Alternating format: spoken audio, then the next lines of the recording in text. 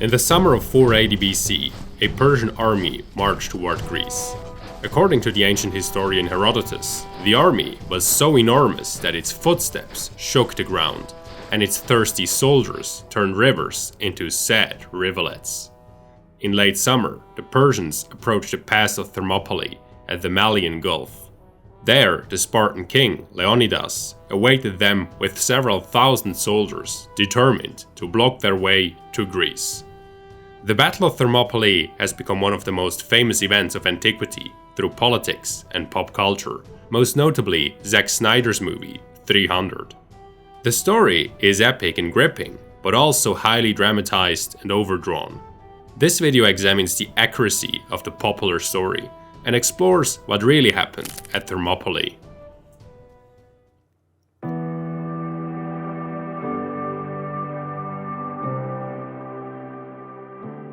In the 6th century BC, the Persian Empire expanded westward, bringing Greece a patchwork of rising city-states under Persian influence. When the Ionians, who had settled in Asia Minor, rose against the Persians in 490 BC, Athens supported their revolt. With this intervention, they stepped on the Persians' toes. King Darius I, commonly known as Darius the Great, sent a punitive mission to Greece in 490 BC, but his armies were repulsed by the Athenians in the famous Battle of Marathon. Darius was furious and sought revenge, but due to domestic political problems, a further retaliatory strike was delayed so long that only his successor, Xerxes I, could launch another invasion of Greece. When the Greeks learned of the imminent attack, they gathered in Corinth and formed an alliance. With the united forces led by Sparta, they aimed to stop the Persians by following a battle plan proposed by the Athenian Themistocles. He suggested halting Xerxes' advance at two key points.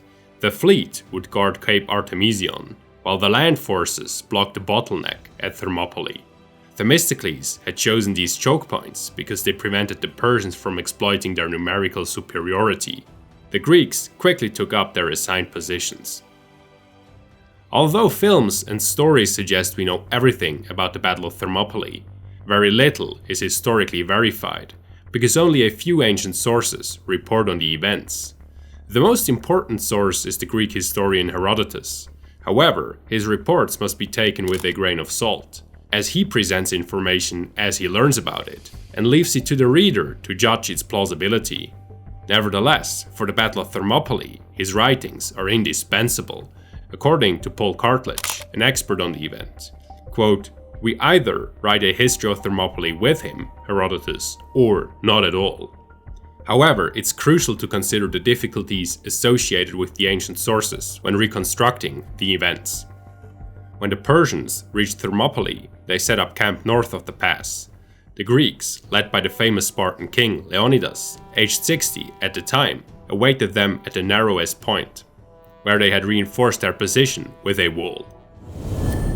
If you want to stand where the 300 Spartans made their legendary last stand, and want to save money while doing so, check out today's sponsor Saeli eSIM. Whether you're exploring ancient Greece or traveling anywhere in the world, Saeli offers fast and reliable internet in over 200 destinations in 8 regions, perfect for navigating, uploading your travel photos, or diving into historical facts on the go. I personally save about $35 to $45 for their 5GB plan compared to what my local provider charges for roaming. Just visit their website before your trip, pick your data plan, download the app, and activate your eSIM right on your phone. No physical SIM card, no hassle. Once it's activated, Saeli makes sure you don't accidentally connect to expensive foreign networks, and you can skip sketchy public Wi-Fis altogether. It works both on iOS and Android.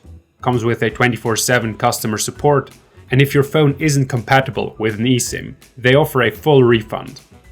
Don't leave your travel connectivity to chance. Go to saeli.com/Sandroman and use code Sandroman for an exclusive 15% off your first purchase. 5 days after the Persians arrived, the battle began. According to Herodotus, Xerxes first sent his archers against the Greeks. This was likely largely ineffective because the Greeks fought in a phalanx, an infantry formation where soldiers covered each other with their shields. In this context, Herodotus mentions the phrase made famous by the 300 movie, "Then we shall fight in the shade." A Spartan allegedly said this when a barrage of arrows was so dense it blocked out the sun. The Persians reportedly advanced 10,000 light infantry next. When this second wave was also repelled by the Greek blockade, Xerxes ordered the famous Immortals, the elite Persian infantry, to attack. But they fared no better. At this point, you might be wondering how the Greeks withstood these successive waves without dropping with exhaustion. Herodotus attributes their survival to a key element of Greek tactics. Like most armies of the time, Leonidas' men fought in groups based on their origin. They rotated these groups throughout the battle, with each unit taking turns in the fighting. For example, the Spartans fought first, then the Thespians relieved them, then the Thebans took over, and so on. While this is plausible, a scholarly debate exists about the nature of warfare in ancient Greece and the specifics of phalanx combat.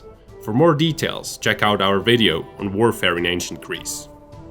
On the second day, the Persians continued their attack.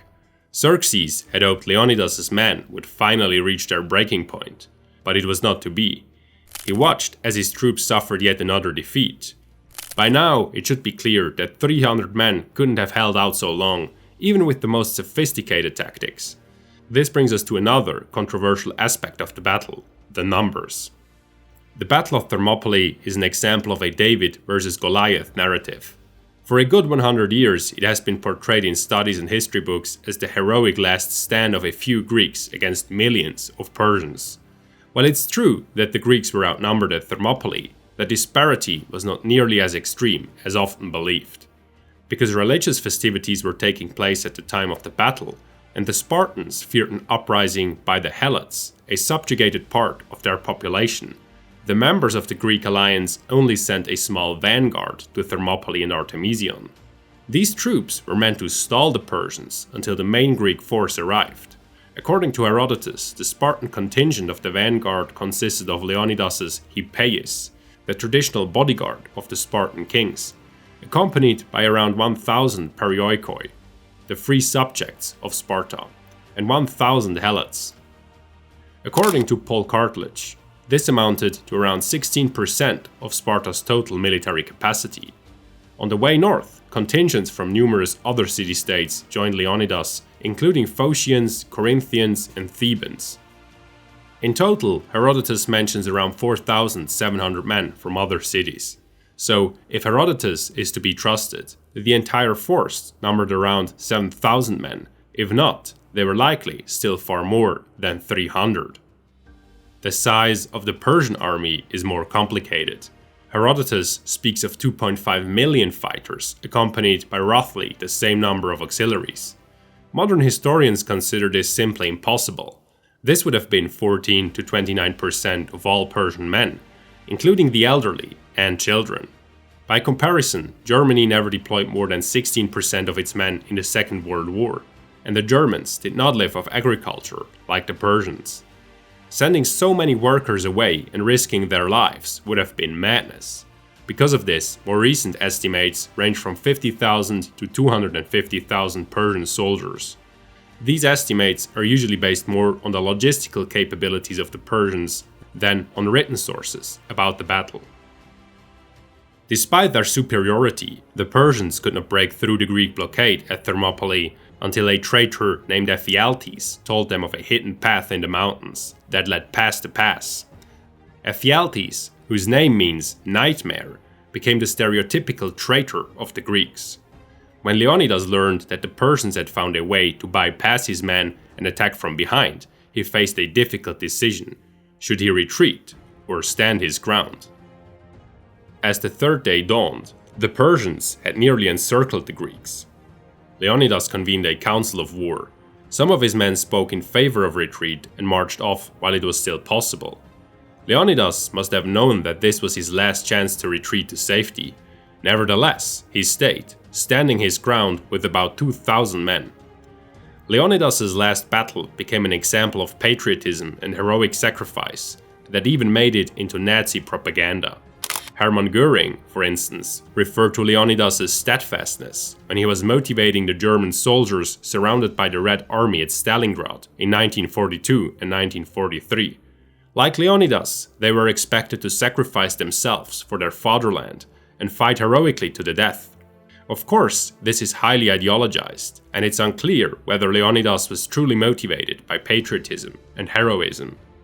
To this day, historians are puzzling over the real reason he did not retreat. There are several possible explanations. For example, some historians believe Leonidas fought to the death because of a prophecy from the Oracle of Delphi, or that the Spartans had a law forbidding retreat. This is supposedly confirmed by a monument to the battle that reads, quote, "Go tell the Spartans, passerby, we lie here, obedient to their laws." The Greek word rhemasi has sometimes been mistranslated as laws, when it simply means words or things said.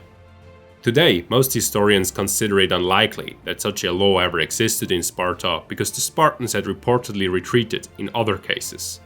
A much more plausible explanation is that Leonidas stayed for pragmatic reasons. The Greek strategy depended on holding the pass for as long as possible, as this was the only way the allies could prepare and mobilize their troops. Moreover, as the leader of the alliance, Sparta had a duty to set a good example. If Leonidas had given up Thermopylae without a fight, it would have jeopardized not only the Greek strategy but also Sparta's supremacy within the alliance. The Greek fleet would also have been at risk of being cut off from the homeland, and the Persian cavalry would have been unhindered in their pursuit of the retreating Greeks. Overall, there are many uncertainties surrounding the Battle of Thermopylae. Exactly what the last stand of Leonidas and his men looked like remains unclear.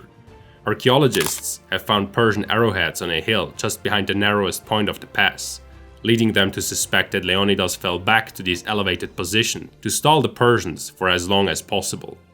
After the last Greeks had fallen, the Persians moved on to the mainland, plundering several cities, including Athens. It was not until the battles of Plataea and Salamis that the Greek alliance succeeded in stopping the Persian invasion.